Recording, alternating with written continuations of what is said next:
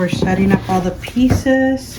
It comes with separating. It comes with all the and instructions. Okay, so you go ahead and screw in the 2 A's, and then another A is gonna go here.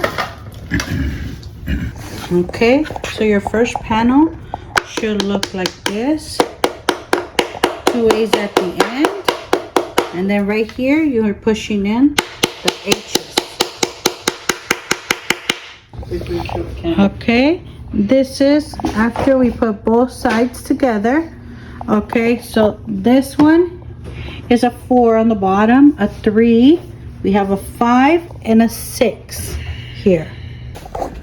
Oh, so here's the finishing project. Put a little bit of decorations on top, and it's perfect to have some stuff. Look at the shoes, fit perfect. These are big shoes and we have plenty of space. What I love, what this is so good about is, let's say my shoes are different sizes, I'm able to switch it out right here for how much space I need in between them. I could move this one to the next one or leave it there. Easy to open